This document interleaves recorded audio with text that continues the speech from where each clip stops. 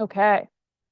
So again, a quick agenda review. I'm going to do a quick recap of the drought declaration and those implications, where we are now at this point in September. Then we'll pass it over to Karen for sort of the larger regional piece, and then Matt with NRCS for mountain conditions, and then Nick with USGS for the stream flow and groundwater piece, and Chris with borough reclamation on Yakima, and then closing out with Robin for the Northwest River Forecast Center on water supply forecasts. And then we will have time, as always, from other folks who are in attendance to kind of share what they're seeing on the ground, any concerns at this point as we're sort of at the tail end of summer and beginning to think about next year. And again, WASAC provides an important role for ecology and other state agencies to look at the different water supply conditions that we're seeing on the ground and forecasted. And as we're approaching a potential drought declaration, when that happens, to advise on the hydrologic threshold for drought in Washington. I'll remind folks what that is in just a moment. Again, here today, we're assessing where we are in water supply conditions as we slowly but surely approach fall. And again, back in April of this year, we declared an essentially statewide drought due to, at that point, low snowpack and a warm and dry forecast. And again, we had that very hot July. Much of that came true this year. And again, there were limited exceptions for the Puget Sound area, but specifically for the areas served by the utilities of Everett, Seattle, and Tacoma. And then again, in Washington, when we're talking about our drought declaration thresholds, that specifically means that an area is receiving or is projected to receive less than 75% of normal water supply. And again, when I say normal, that's referring to the average of the last 30 years, which is currently 1991 to 2020. And then a second, a hardship threshold that water users and the environment are expected to experience undue hardship. So again, when we're talking about our drought declaration here in Washington, that's not just drought conditions right in the moment, but really about those impacts on water supply. And then again, when we're approaching future drought declarations, this committee advises on that hydrologic threshold. And then again, back in April, when we issued our current drought declaration, there were a number of factors that led into our current drought declaration, and not just precipitation, but really that low snowpack played a key part in that, but as well as precipitation and temperature and soil moisture concerns in other parts of the state. And again, the hardships we saw at that point, we were concerned about that point in time, involved in-stream flows and impacts for fish and wildlife. And now we have seen a lot of those concerns come true in many parts of the state around concerns for fish passage and fish mortality and morbidity, as well as impacts for agriculture and livestock. And as many folks here know, we've seen those impacts come true in terms of irrigators and farmers having to fallow land and the need for water leasing. And there's still a lot of economic impacts that are yet to be determined. But we know we're going to see those coming out of this year, particularly in the Yakima Basin. And then, of course, for public water systems, and particularly those small rural water systems, we often see those impacts later in the season. But for those that still depend on surface water streams, that's where those impacts can be felt. And again, a quick review in terms of what a drought declaration means here in Washington. There are two main things. First, that we ecology can expedite the processing of emergency water transfer applications. But again, I like to remind folks all the other requirements are still in place, including mitigation. And then second, that we can open up drought response funding for these public entities to address the impacts that are being caused by current drought conditions and for projects that are going to alleviate impacts from these current drought conditions. And if folks have specific grant application questions, I'm happy to answer those at the end. And again, this is a screenshot of our current drought response grant page. And I just want to highlight these grants continue to be open for any late season impacts. For those that follow the administrative pieces here, currently we support our drought response grants with an emergency rule, and that outlines the criteria and the procedures. And that emergency rule was reissued on August 14th and is now open through December 12th. And so again, these drought response tools continue to be open here into the fall for any late season impacts. And now before I go into presenters, I want to highlight here at this point that this drought declaration is currently still in place until April of next year. And we put that in place as while there are, predictions for La Nina, which Karen and others will talk more about, there are still questions about what drought recovery will actually look like. And I want to note that if we do see a strong snowpack that comes really early, there is the potential that we could look at potentially resending this drought declaration earlier than next April 2025. But right now, we will be keeping this in place as we watch closely what drought recovery looks like. And we also acknowledge that what drought recovery looks like is going to be different in different parts of the state. We know there are major concerns for the Yakima area in particular, as well as some parts of the east side, for how drought recovery may evolve over the fall and winter, and as we start thinking about April through September of next year. So I just want to highlight that this will be staying in place until we actually have clear evidence of drought recovery in terms of water supply impacts and having a strong snowpack as we're moving in here into fall and winter. And so with that, I'm going to stop my share, and Heather will bring up slides for Karen with the Office of the Washington State Climatologist. Karen? Yeah, thank you, Caroline.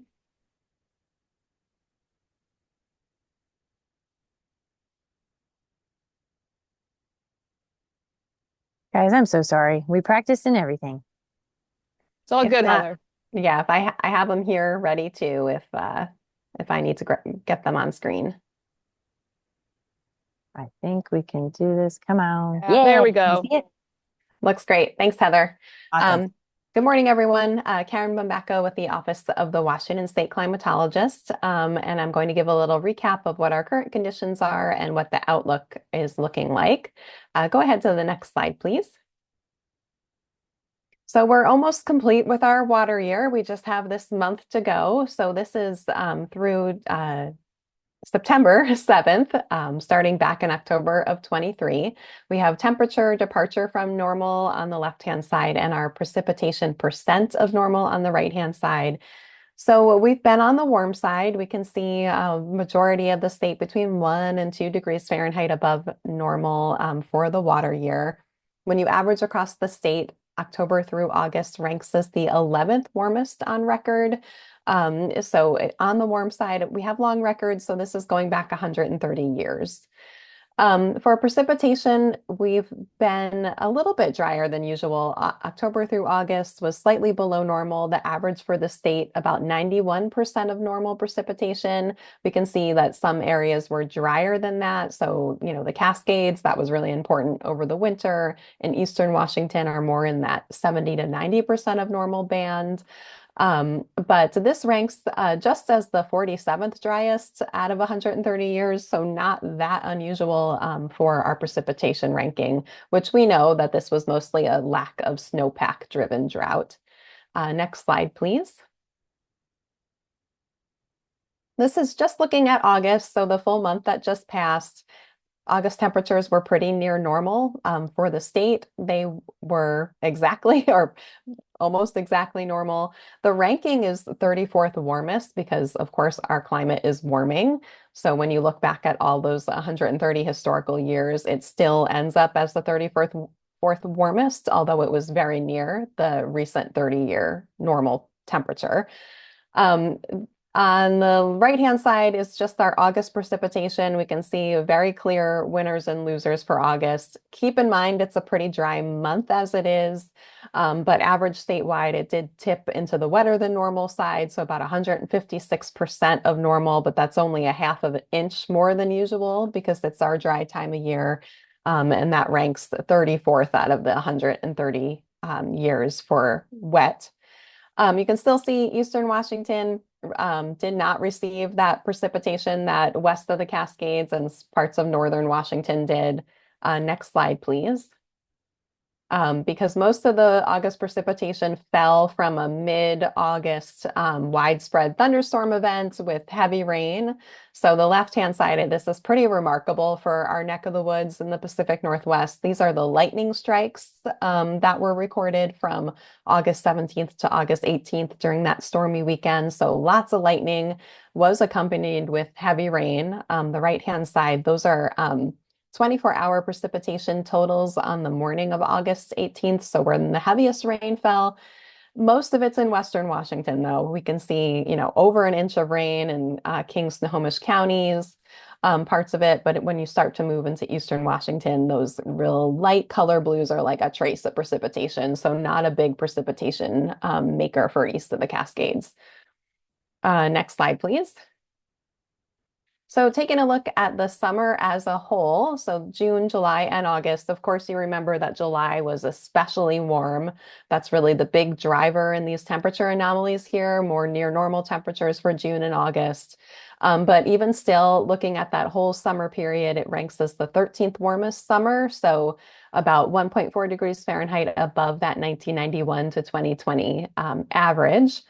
What was interesting is all summer I sort of felt like, conditions could be worse. And when I was looking at the summer temperature time series, that truth kind of was made clear because this past summer was cooler than the past 3 summers that we've had. So 2021, 2022, 2023, July through August were all warmer than what we saw in 2024. So while it was on the warm side, it was not as extreme as some of our other summers have been for temperature.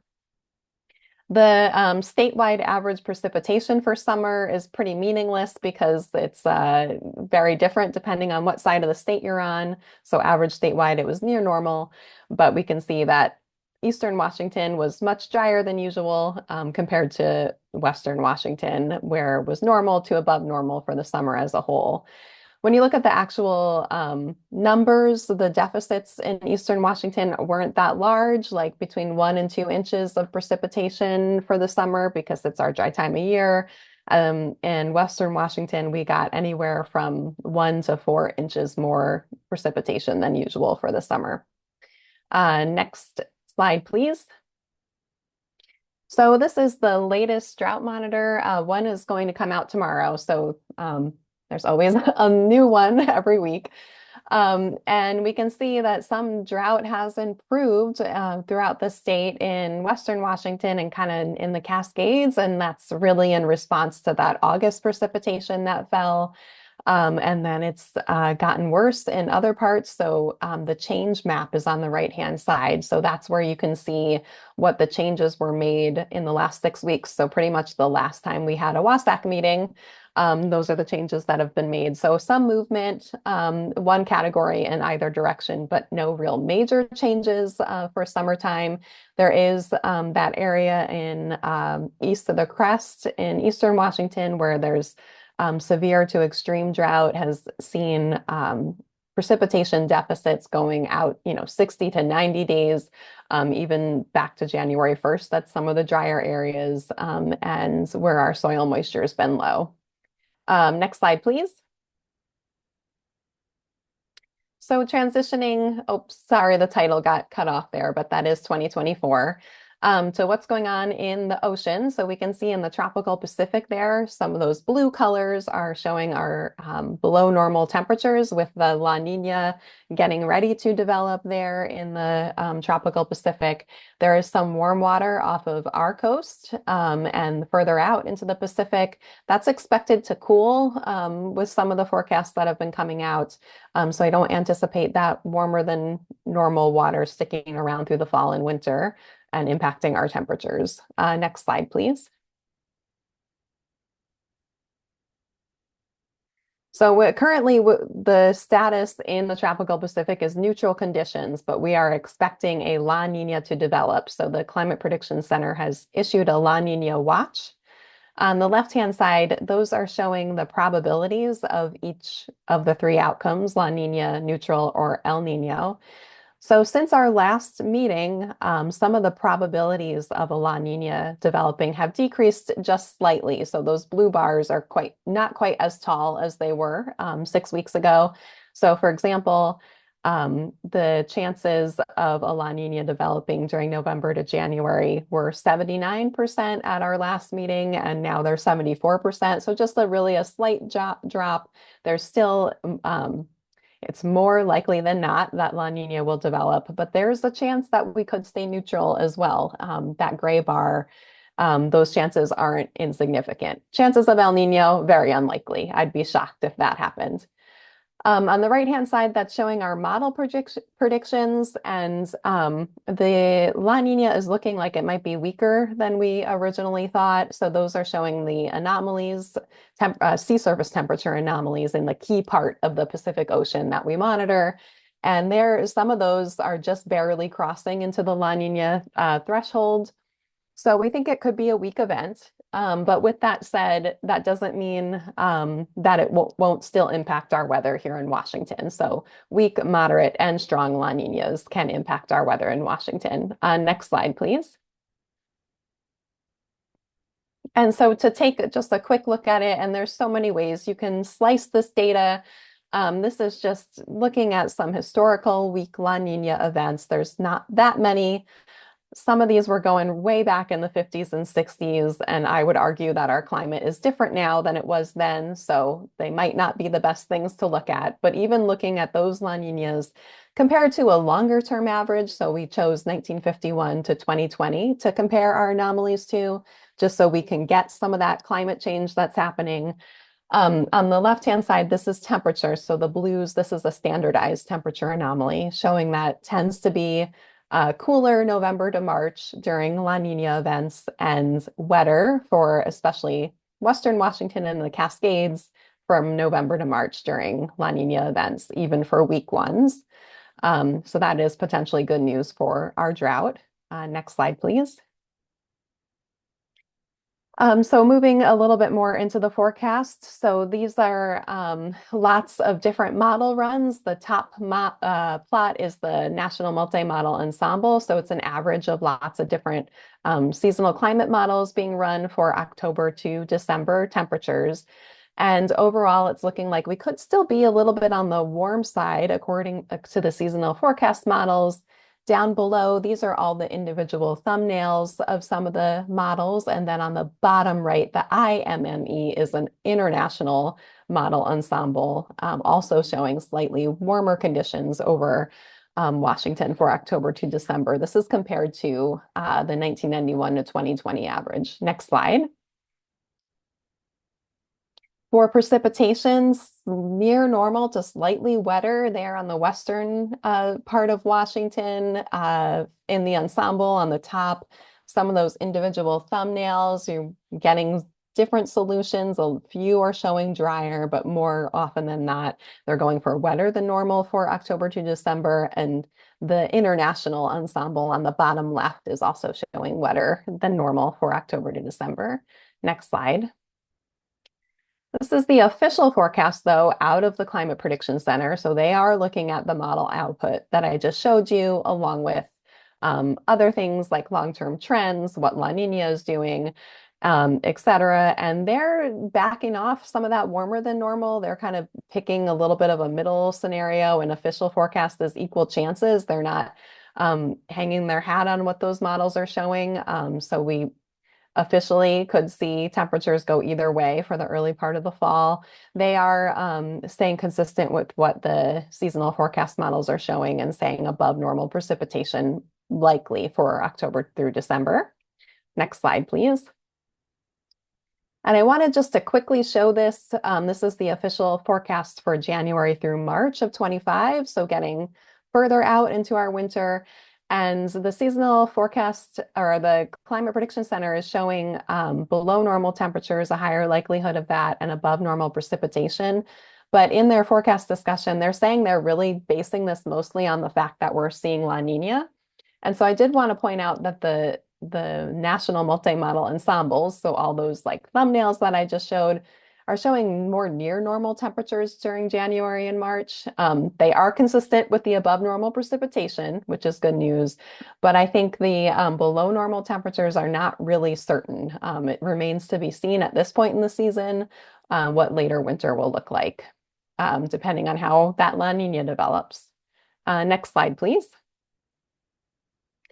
And then this is my last one before a summary slide. So I took a look at this tool that is at the National Center for Environmental Information, and it's a drought recovery type tool that you can look at using just one drought indicator. It's just based on this Palmer Hydrologic Index, but you can enter in like how much precipitation do we need to end drought conditions in 1 month, 2 month, 3 months, etc. So I just put 3 months here. So essentially early fall. And you can see that according to this index, we don't need normal precipitation in Western Washington to end drought. So, we could see even slightly less than normal precipitation during that wet season and still have drought improve or go away entirely. So this is what these numbers are averaged for these big climate divisions. So the western part of the Cascade Mountains, only 91% of normal, for example. But further in eastern Washington, some of those areas do need to see more precipitation than usual to make a dent again in just this one particular drought index. So southeastern Washington need 137% of normal precipitation during those 3 months to end drought. Of course, we have more time than that to end drought. And what is, I think, more critical is our snowpack. So this is not giving us a measure of that, but it is giving us some indication of what we might need to see improvement in stream flows and precipitation deficits. Next and last slide, I believe. Okay, so just to summarize, water year through August has been on the warm side, near normal to slightly below normal precipitation, depending on where you look. Summer was warmer than normal, but cooler than the last 3 summers. We have seen precipitation deficits continue in the summer in eastern Washington, not so much in western Washington, near normal to above for the summer, which was a relief. The weak La Nina is likely to develop by late fall and likely still have impact on our weather here in Washington. Feel pretty confident about higher chances of above normal fall and winter precipitation. There's a lot of agreement in different products. Fall and winter temperatures are more uncertain. And with that, I'll close. Great. Thank you, Karen. That was very informative. Any quick question on Karen's presentation before we move on?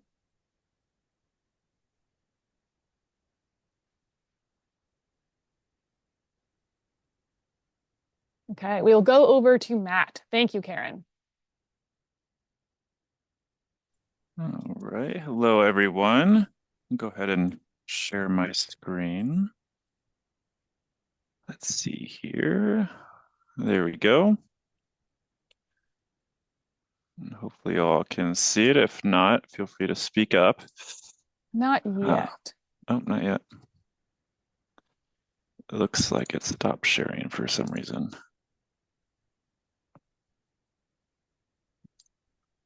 There we go. Great. All right. So first, starting off, just a nice picture. This is a picture one of our staff took during our maintenance flights last week in the North Cascades. So just a nice view of the Picket Range there. And I want to start off this presentation with just a couple of field observations, which were pretty interesting and observations that are a bit concerning. So there's 2 separate ones, and they're focused on a snow course, New Lake Hosamine snow course, which is just east of Ross Lake, fairly close to the Canadian border. This first star here. And then another observation at Thunder Basin Snowtail.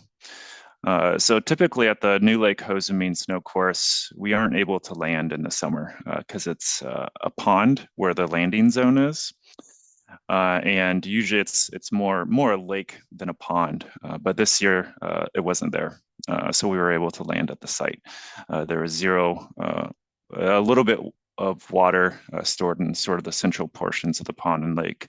But for the most part, it was dry enough for a helicopter to land where usually it's fully saturated and there's water sitting above the surface. And then at Thunder Basin Snowtail, Usually, the ground around this site is fully saturated, even in the summer and September when we go visit the site. And this year, the ground was completely dry.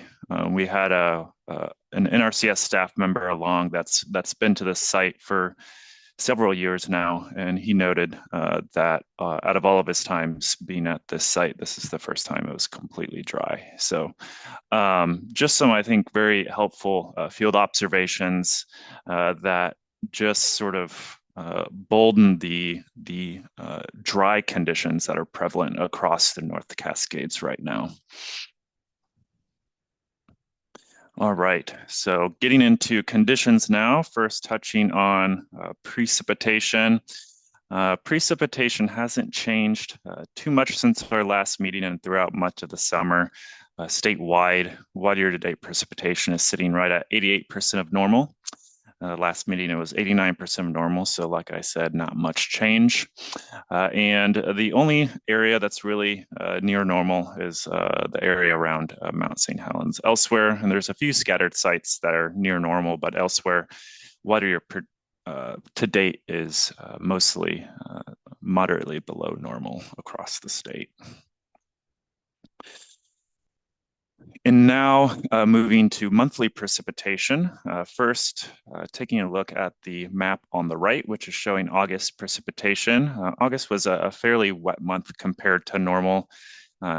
Keeping in mind that these precipitation amounts, although you see a number like 421%, the precipitation amounts are pretty small for this time of year, but nonetheless above normal.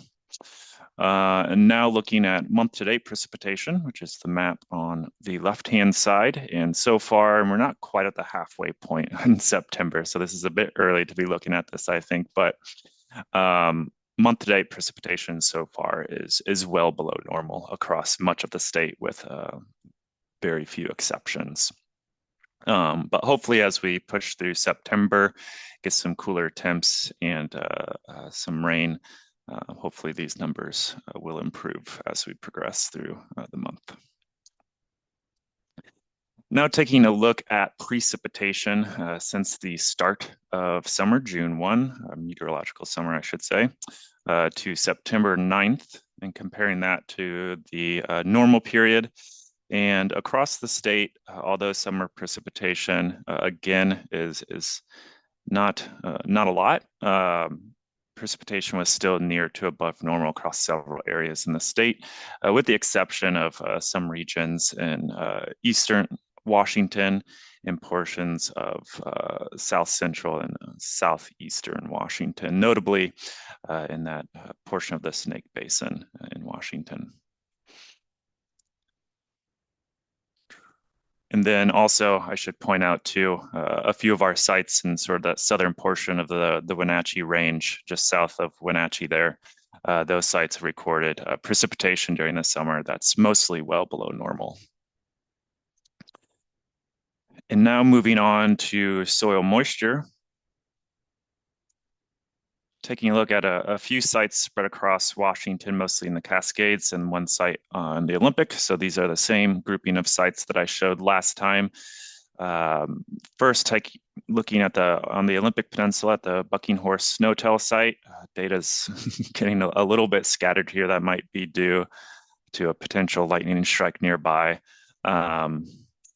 But soil moisture here is near normal during sort of midsummer and towards the end of June and beginning of July. Soil moisture was trending more below normal, but has since sort of leveled out, and some of the precipitation in August has helped increase soil moisture there. Now moving on to the Burnt Mountain Snowtail site, which is just northwest of Mount Rainier. Soil moisture conditions there continue to be mostly moderately below normal. And then moving up to the northern parts of the state and northern Cascades, first taking a look at a Beaver Pass Snowtail site. Soil moisture conditions there continue to be at period of record lows. This is another station that's usually generally where the ground is generally really wet and saturated even during the summer, especially in the shaded areas. And this year it was, again, completely dry. Then moving on to Rainy Pass, soil moisture conditions there have generally been doing quite poor throughout much of the summer, but have since rebounded a bit with some of the rain towards the end of August, and is now near normal. Now moving on to some sites east of the Cascades, first looking at Salmon Meadows Snowtell. So you can see that the data stopped in August, which is very unfortunate. Soil moisture conditions there were above normal at that point. But then a storm rolled through and lightning struck the site, which took out the telemetry and also took out all the soil sensors. So unfortunately, we will not be getting any soils data from this site anymore until we're able to replace those sensors. Next, moving a bit more east, looking at Moses Mountain Snowtell site. Soil moisture there, it's pretty common for this the soils at the site to dry up, and that's just what we're seeing this time of year with some response from some August rain. Next, at the bottom left, looking at Ragged Mountain Snowtell site on the Washington-Idaho border, just northeast of Spokane. Soil moisture conditions there continue to be near normal. And then last but not least, moving down to the northern blues in Washington, looking at the Sourdough Gulch Snowtell site. Soil moisture conditions there are leveling out and sort of approaching more near normal conditions, despite this general area in this part of the Snake Basin being fairly dry throughout much of the summer and even in late spring, both in terms of precipitation and also soil moisture. But we can start to see soil moisture here at this site start to creep more towards normal.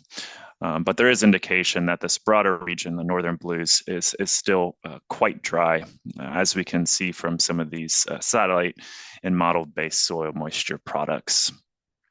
Which is mostly highlighting sort of drier conditions in sort of the central eastern parts of the state, and also notably in southeastern Washington. And there's some indication of some drier areas in northeastern Washington as well. And I don't think, except for the Grace product, these areas are really capturing the dry soil moisture conditions that are likely pretty prevalent across the North Cascades. And I think that's where these observations that we've had in the field really help us to better understand these conditions. So I would just leave it at that I think these are not really counting the dry soil moisture conditions well in the North Cascades, except maybe this Grace product. So just keeping in mind when you're looking at these three products. And then next, Karen already touched on INSO a bit, but I have a little bit, so I'm showing it the same NOAA map, just some different periods thrown in there, all weak La Nina years, and only looking through January to March for precipitation anomalies. And this is comparing against the 91-20 long-term average. So again, using a different statistic there.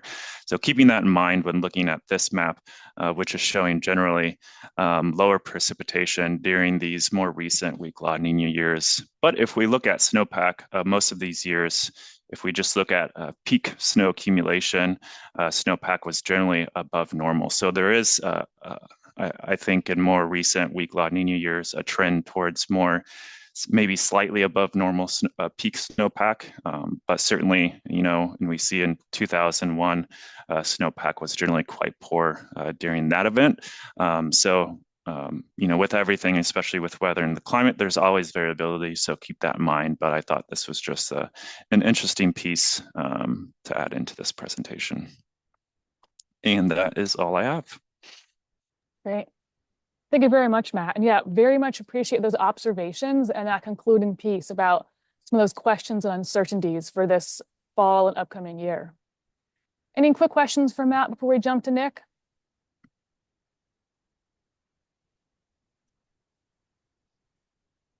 All right. Thank you very much. Nick, over to you. All right. You can see my screen? Yes. Can you hear me? Great. Good morning, everyone. Thanks for having me here. Just giving an update on the surface water and groundwater conditions across the USGS stream gauges in the state. As usual, we'll just start with the 7-day average stream flow conditions at all of our gauges. Kind of a bit scattered across the state, and ranging in every type of condition. No distinct patterns with this, as you can see, kind of a blast of every color. But when we look at our index gauging stations, as we usually do, it kind of has more of a clear pattern here. Looking at those, we see the western part of the state, our streams are flowing below normal, including up on the Nooksack being much below normal, potentially reflecting some of that soil moisture conditions that Matt had talked about, both on the northern Cascades and the Olympic Peninsula. And the southeastern portion of the state, our streams flowing at about normal conditions. We look at that same 7-day average now for the whole water year. You see this running 7-day average of the current year in the thick black line. So ever since about the beginning of June, we've been below normal conditions, with a little interruption there during that August rainfall that Karen had talked about, kind of coming back down to below normal as of recent. Now looking at that same 7-day average, but on an area-based plot across the state, we see that we have kind of still that range, sort of the drier conditions in the west here, the central part of the state with the upper Yakima, the Aniat, Chelan basins all being much below normal, and then record lows for the FDR Lake as well, and also here the Dungeness and the Elwha being much below normal. So now spanning out a little more into 45 days, looking at that same 7-day average. We usually show this plot here with the vertical axis here indicating the percentage of USGS stream gauges. We usually look at kind of this 50% line to see what the median status is for half of our gauges, those currently being flowing around normal conditions, which has been the case since mid-August. And looking at similar, the same data kind of in a different way, the average stream flow index here with the red line, if it's being either above or below normal, we are currently below normal in dry conditions, but not too far off. And looking again at the 7-day average, but now for cumulative average of runoff throughout the state, comparing just here to 2023, where we had been kind of within normal conditions from January all the way to the end of the water year. Here we had risen just above that median, still within normal around February, and we've been kind of riding right in the middle ever since. So again, that being the cumulative stream flow for the whole water year across the state. Now looking at monthly averages. So since we last saw each other in July, I had presented this June plot. So again, looking at this area-based runoff, and then looking then at July as well, getting a bit drier since June. We had some wetter conditions in the western part of the state in June. July drying out a little bit more, obviously a bit less green and no blue there. August then was similar, but we had growing drying conditions in our streams with those similar basins that we are currently seeing, the upper Yakima, FDR Lake, and on the northeastern part of the Olympic Peninsula being much below normal or at record lows. We do have some wetter stream flow conditions dispersed throughout the state. Now, looking a little more broadly at some of the drought years in the past, comparing this August of this year, looking back all the way to 2001, where we had a very distinct pattern in August with our stream flow conditions. 2005, similar, just kind of moderate. And then, of course, 2015 being very dramatic, much below normal conditions. And August of 2019 also maybe being a bit drier than August of this year. So it seems we're not doing too bad, with the exception of some of the major water supply basins like the FDR Lake and Upper Yakima, which has been mentioned prior. So now looking again at this 7-day average of the water year, just compared to last year with the area-based runoff duration hydrograph, we're kind of riding similarly as we were last year at this time, except we're a little closer to normal conditions. If you recall, then we were in the much below normal stream flow conditions all the way through almost all of September. So we're sitting a little higher there right now. So maybe some of that La Nina rains might come in and give us a quicker rise back into normal conditions, we can hope. And just looking at that in comparison to the drought years, as we did in the, those Huck maps, you can see that we're sitting pretty close to normal compared to some of these extreme years like 2015 and 2019, and certainly had, as I mentioned last time, some larger and more beneficial stream flow conditions throughout the winter going into that. But again, it'll be the start of a whole new water year. And I just wanted to remind all of you here that Scatter Creek, as we move into the groundwater wells and groundwater flow conditions, the Scatter Creek well has been discontinued. It was a national funding issue as well as land ownership for this site. So that data should still be archived, but it's currently no longer being collected or broadcasted online. So as of right now, I'll just cover these two, Davenport and Whetstone well. I'm looking at the Davenport well. This plot shows us again the thick blue line is the current well conditions.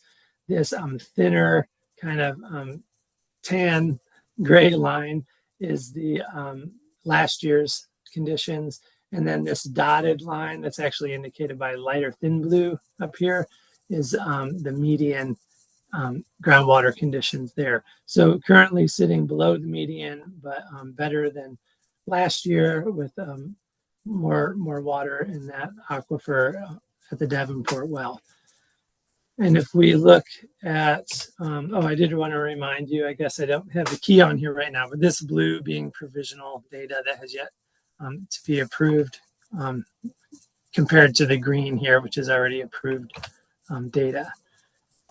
Looking at that same well, but backing up a bit further, as we often do, looking back to 2016, where we had a major recharge event, and it's slowly been declining since. And we've been watching this to see if we maybe start to make a more gradual increase, which I think it's looking promising just because we didn't dip down as far as we did the last 2 years with groundwater supply in this well.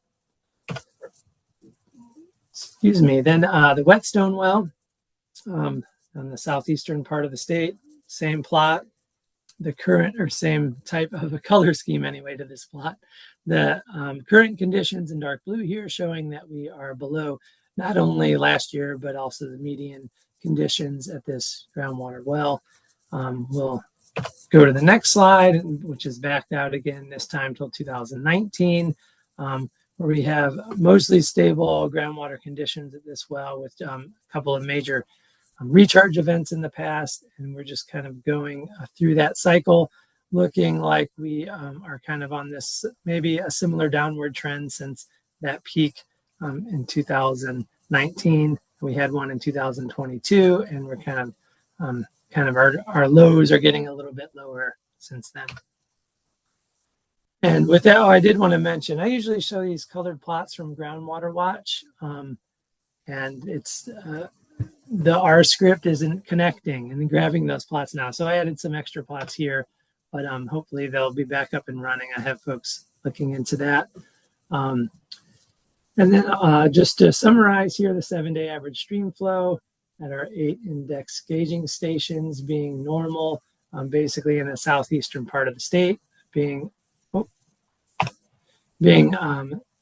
normal, sorry, at those areas below normal in the eastern part of the state, or sorry, the western part of the state over the Quinault, Chehalis, and East Fork Lewis River, and then much below normal at the Nooksack and the Northern Cascades.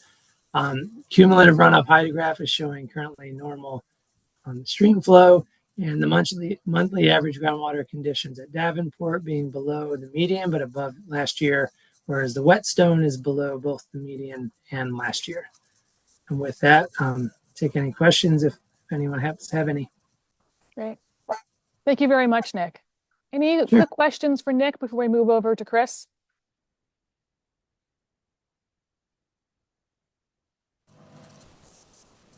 Great.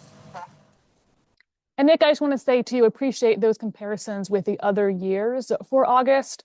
I think that hot July had some effects, but appreciate that comparison to the other years overall, looking at that bigger picture. And with that, Chris, I'll hand it over to you, and Heather has your updated slides to share. Okay, thank you. Can you hear me okay? Yes. Yeah. So this is the intake at Ketchilas Reservoir.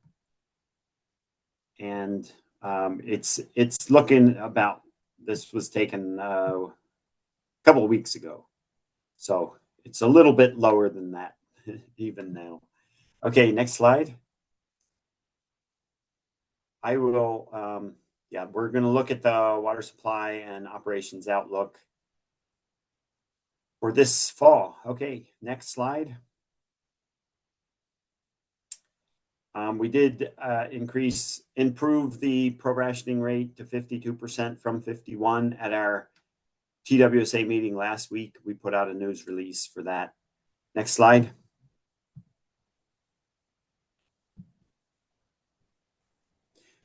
At the Yakima Airport, we track what's going on there to give us an idea of the heat and the precip in the valley. On the lower portion of the slide, you can see the precipitation for the water year. And we are currently at about 81% of average. You can see the little bump in August that gave us some rain precipitation that did help with some of the stream flows and alleviated some demand.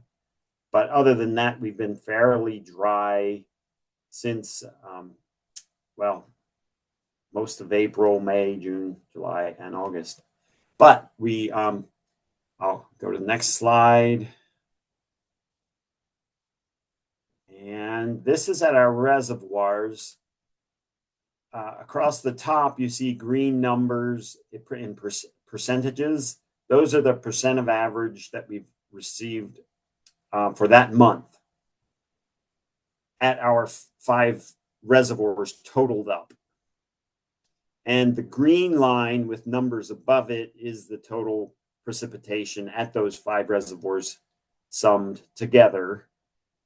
And so you can see month to month what the cumulative amount was. And then in the box, we're looking at the total for the water year through the end of August was 85.4% of average.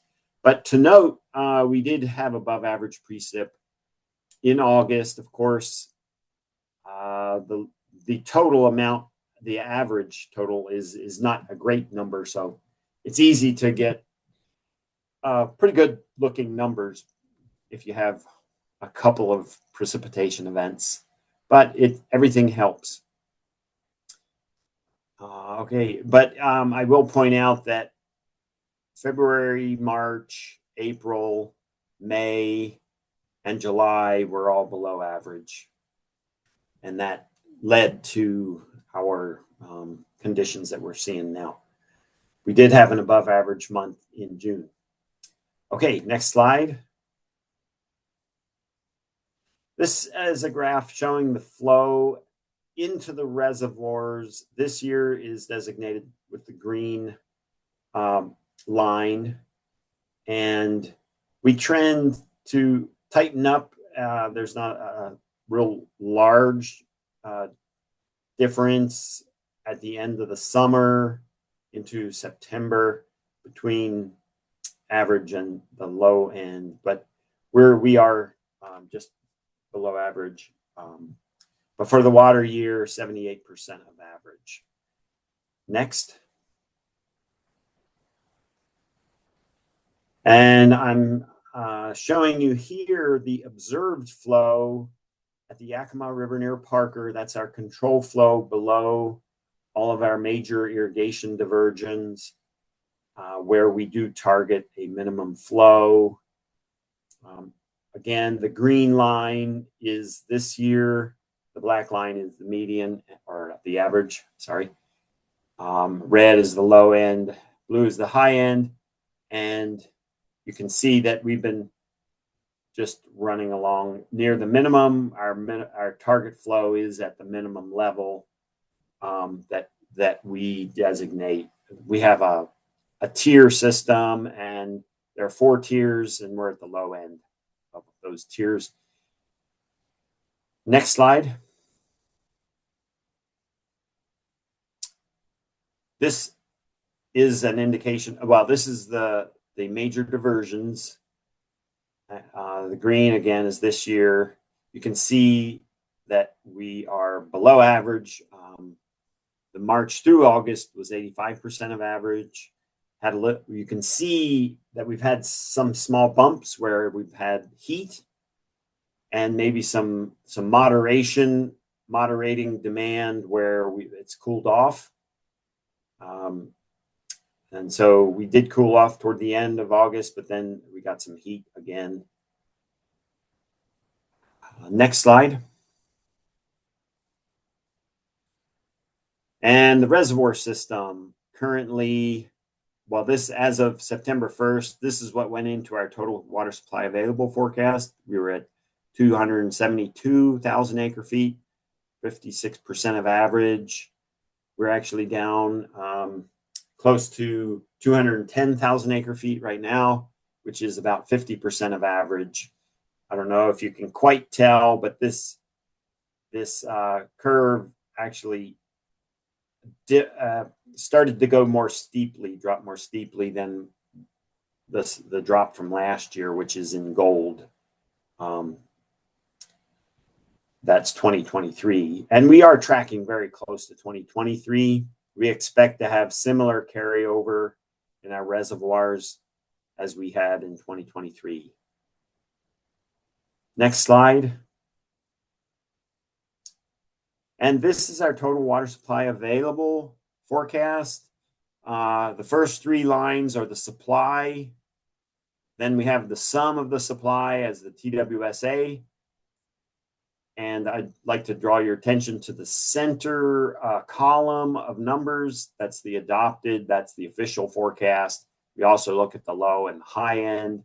Again, this is for the May 21st through September 30th period. That's the official prorated period. And the districts manage that volume of water and can basically conserve and then use more at a different time or stretch it out, particularly, of course, the prorated districts. But back to the table. So our official TWSA was 1.5 million acre feet for that period. And then we subtract out the next 2 elements, 76,000 acre feet of carryover, 130,000 acre feet of flow over Sunnyside Dam, going on out of the basin, and we have a total left for irrigation. We take out the non-proratables, the seniors, and water we have to pass on down the river for Prosser and the KID diversion. And then we're left with the remaining TWSA amount for the juniors And that does lead to a 52% pro-rationing that they share equally. Down there below that, you see a 300. That's the lowest tier of flow, and it comes from a table based on the TWSA number. And then we do have some flow that was available from conservation and other acquired and state trust waters. The 79 CFS was storable, or what we call movable. It was used for pulse flows this spring for the most part. And the 30 CFS adds to the 300. So the current target is 330 CFS. Next slide. And this is a comparison. I will just direct your attention to the grayed out, or the gray background column. That's the pro-rationing through the year at the first of the month. We also did mid-months. I didn't crowd everything in here, but you can see prior to setting the pro-rationing, we did a forecast on May 1st of 54%. That was our look ahead. And then on June 1st, things looked pretty grim. We actually forecasted 47% pro-rationing for the season, and it climbed to 51% by July 1st. We had a better sense of how the flows were, the base flows were stacking up. And then that was a pretty good forecast. We held there through August and then upped it to 52% here in September. The latest one applies to the whole season. So as we update these, that's the number that actually applies for the whole season. Next slide. Okay, I'm going to go into some other issues. This is a graph. The red line is showing where we've been at Rimrock Reservoir this season. It's the amount of storage in the reservoir. It filled up in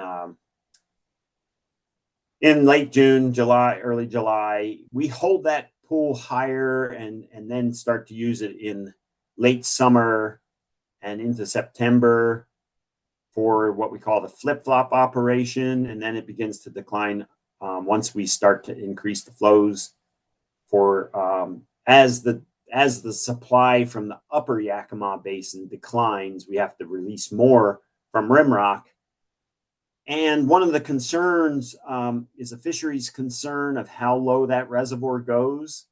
We try to keep it above 30,000 acre feet to prevent fish entrainment, or to, reduce the amount of fish entrainment. Of course, the higher the reservoir, the better, the less entrainment. The lower it goes, the more entrainment typically is the thought there. So you can see that the red line is where these lines diverge. Those are projections based on various forecasted high and low years. And we get just below 20,000 acre feet in a bad, if it continues to be dry and demand is healthy, whereas we could finish up right near 40,000 on the high end if things get moist and demand moderates a bit. The median is near 30,000, just below it. So we're looking like we'll come through holding above or near 30,000 acre feet, which is the desired level. You can see on the little table, the middle number 28,270 is the likely low. So if we can moderate the demand a bit and try to provide some of the water from other reservoirs, we may come in at near 30. So that's good for the fisheries. Next slide. Yeah, I wanted to point out a few of issues that we faced this season. This is the wasteway or spillway 1146 off the KRD canal that we typically pass up to 300 CFS through to bypass the upper Yakima River spawning areas and yet provide water to downstream users from mainly Ketchulus Reservoir. As you can see, the wall has buckled there, and upon inspection, there was even more damage. This spillway is not being used this year, and KRD has been great to work with us and get that water that we count on for flip-flop. So this is a key part of flip-flop and protecting the salmon beds and protecting storage. They are routing the water down other what I say would call drops down back to the river. So that's one of the issues we had to face this just in August and early September, and that'll persist through the end of the year. Next slide. And then we had a fire in the Tieton Basin that damaged the Yakima-Tieton Irrigation District's canal. And that actually served to alleviate, they had to limit their diversion, so it actually alleviated some demand, and they had to run a little less through the summer. Right now, they're running more close to normal. But here are some slides showing the damage if you want to just kind of cycle through those. So go to the next. Yeah, so, and then just continue slowly through these. And so this is a covering, this is on a very, very steep slope, this culvert canal. And these were protecting the culvert or canal from debris slides and rocks and stuff. And with the fire, things got dislodged, trees fell, boulders were loosened, and there was a lot of damage to the covering. Some of it got burned, the supports got burned. So there's a lot of improvement that needs to take, or maintenance needs to take place. Next slide. Yeah, that's from probably a boulder. And next slide. Okay, then I'm showing you some photos from last year. And I just wanted to point out that, so this is Rimrock Reservoir, low carryover. And next slide, I'm just going to show you some. Okay, so one of the issues is disconnection to the tributaries, like Indian Creek in the Rimrock watershed. So that's another fisheries concern in these really dry years where the reservoir is drawn down. Next slide. That's pumping. Of course, it's going to be drawn down to a very low level. Next slide. Ketchulus Reservoir. And I showed you at the opening slide the gatehouse. And that's the little, I don't know if you can see it. There's a tiny little white marker down there on the sort of lower right. But that's, anyway, you can see there, that's what we kind of anticipate. That looks a lot like what it looks like right now. But this was taken last year. Next slide. Yeah, there it is again from a bird's eye view. Next slide. And that's the, again, tributaries possibly being disconnected. Next slide. Cachis Reservoir, one of the major tributaries that they actually do some work on is Box Canyon Creek, where they will actually, when there's a disconnection and the flows go subsurface, and there's no way for the fish to migrate up. The bull trout in particular, it's a species that we are concerned about.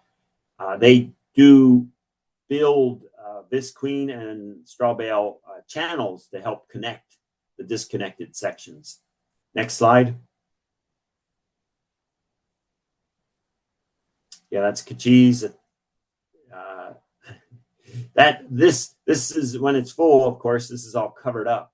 You see this area, this long channel was cleared out in 1996 to improve outflows so we could better do flip-flop operations. Next slide. And that is actually Cleellum Reservoir. You see the little stair step things down there, just below the prop support. That is the new Helix intake system for fish passage that just was completed this year. So we have out migration passage for juvenile sockeye. And we need the reservoir to fill up to that lowest level in order for passage to begin. And so we're hoping that will happen early enough next season.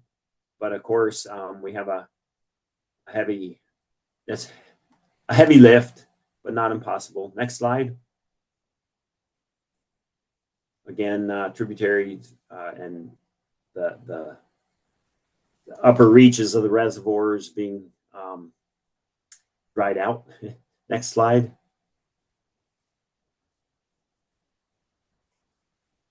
Yeah, just this update. Let's see. So yeah, we're at about 210,000 acre feet now. We expect to be down at around 100 in the lower 100,000 acre foot range. 7th lowest acre feet on record. Again, these are things I already said, so we'll go to the next slide. Okay, I wanted to put this in. Across the top, you can see this is the sum of Ketchulus, Kachis, Cleellum, Bumping, Rimrock. Okay, the reservoir system. And then the years, these years that I've listed are, except for 2023, which was last year. The 2020 followed the 2019 drought. 2016 was after the 2015 drought. 06 after the 05 drought. 2002 after the 01 drought. You see that there is hope for us to get some pretty good storage through the winter. Anyway, I'm hopeful that we'll have a good recovery, especially with the promising outlook from this, that Karen showed earlier. That, I think, is all. There might be one more slide. Oh yeah. So this is where we do the fish activities to help with so at Box Canyon Creek, we build the flume.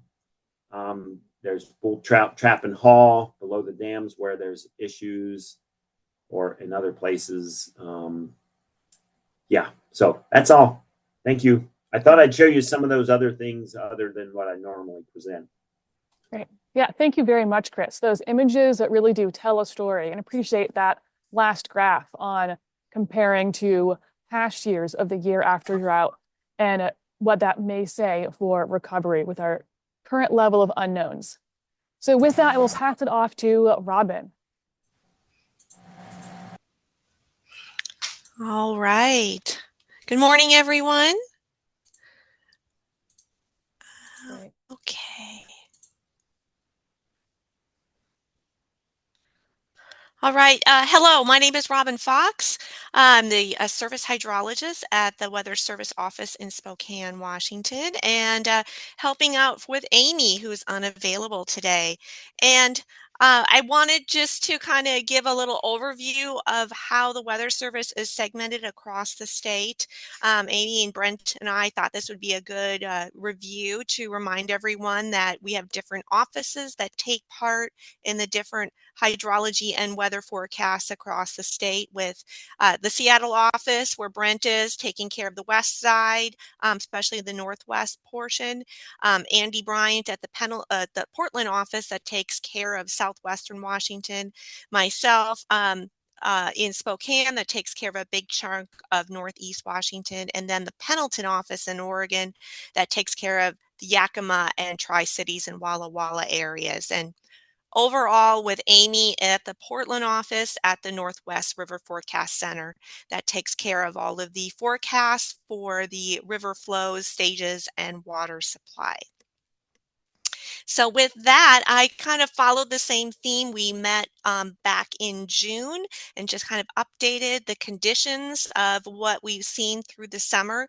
A lot of this is a repeat of what Karen was talking about, and even Matt, but just showing the temperatures and the departure of monthly precipitation that we've seen for July and for August, and then for September thus far. And it does highlight for the region how warm we had for the month of July, which is that lower bottom picture. It encompassed the entire region. And as for precipitation, it was dry for most areas. There were some basins in Northwest Washington that did receive some of the showers and thunderstorms, but overall it was dry. But very stark difference as we got into August with the above normal precipitation, especially for the western basins and up across the north, including north central Washington on the Methow River and parts of the Wenatchee area. They really saw some record precipitation during that wet period. But with temperatures being really close to seasonal normals. And for September thus far, warmer than normal, and for monthly precipitation still remaining on the dry side. So how this compares and moves into the runoff and the water supply forecast thus far. We've seen some changes, especially with that precipitation that we experienced in August, but overall, the changes have been very slight. For the most part, we're seeing below normal values for runoff, especially for the Cascades and the east side, with some really lower numbers across the Palouse region. As we look for those water supply values that run from April through September, so we're almost toward the end of that, the changes again have been very slight, maybe a slight increase across those wetter areas that we saw in Western Washington and up across the north, with some slight decreases down in the south central and southeast corners. But overall below average for runoff for the water supply for the Cascades and eastward. And here is another view of this that we're looking at those water supply values on the left picture, and then comparing that to the percentiles across the state. And want to point that even though those water supply numbers are mostly in the 60s to 70s, how that ranks for percentiles, and still we see that in that upper percentile range in the single digits for many locations across eastern Washington and up across the north central and parts of northwestern Washington as well. So with the Northwest River Forecast Center's modeling and forecast, they do incorporate the precipitation forecasts and temperature forecasts for their models for the upcoming 10 days. And here's what I grabbed from yesterday of the expected precipitation over the next 10 days. So we are now getting into a wetter pattern, and we're going to see rounds of precipitation coming, bringing us some slightly above normal values for Western Washington, maybe some parts of Southeast Washington, Unfortunately, a good chunk of central Washington will remain on that dry side, as we see in the pictures in the center picture, which is the deviation from climatology. Some yellow shades kind of show some below normal values, and then the percent of climatology, which is that farthest to the right picture that shows a lot of red across central Washington. So with these incoming storms, we are going to be kind of bypassing a good portion of central Washington. So here is the natural water supply forecast, and that was issued from yesterday. And this is for April through September volume. And I also included an update since we last met in late June of how things have changed. So for this Skagit near Mount Vernon, a slight decrease than what we saw at the beginning of the summer season. For Dungeness near Squim, a slight increase, so it's still below normal at 58%. Chehalis at Porter at 83%, and that has been roughly the same since we've gone through the summer season. Okanagan at Malott, a slight increase at 56%. And again, it would have been from that precipitation that we experienced in August. The Methow near Pateros at 71%, still running about the same. Yakima at Parker, a slight decrease with that, and that's something that Chris was talking about with that decrease that we were seeing. And Walla Walla at Touche at 56%, with a slight increase, again, with some of that precipitation that we had in August and upcoming as well. So here are some graphs that show the National Water Supply forecast, and this is for portions of Western Washington, where we see them showing them through the water year. And the bar graphs show the runoff. And we can see for the first one at Skagit how things were running a little bit higher near December and January, but then the runoff tended to drop off, and especially as we got toward the late spring and into the summer season. And the Dungeness near Squim, we see that as well with that decrease, and not really even reaching that 30-year average as we go through the later part of the spring into the summer. And then Chehalis at Porter did do a little bit better compared to the 30-year average, but still quite low as we go through August into September. The next graphs are showing for the east side, and we see again that runoff that took place in the spring snowmelt, with April, May, and June being the peak ones. But for the most part, most of them are all running below the 30-year average as we go through pretty much the water year season. So Okanagan at Malott, seeing things staying below average. Methow near Pateros, same as well. Yakima near Parker, again, lower than normal, especially as we get to May, June, July, and August. And the same for Walla Walla at Touche. So some key takeaways: despite the summer precipitation, the runoff and water supply forecasts remained lower than normal and have changed little since the start of summer, especially for Eastern Washington. The April to September water supply forecasts remain near record low, with those percentiles in many places. And the wetter weather arriving for mid-September is expected, especially for Western Washington. So that's what I have for today, and thank you. Great.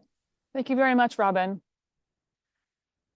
Now, any other quick questions for Robin before I stop the recording? All right, thank you. So I'm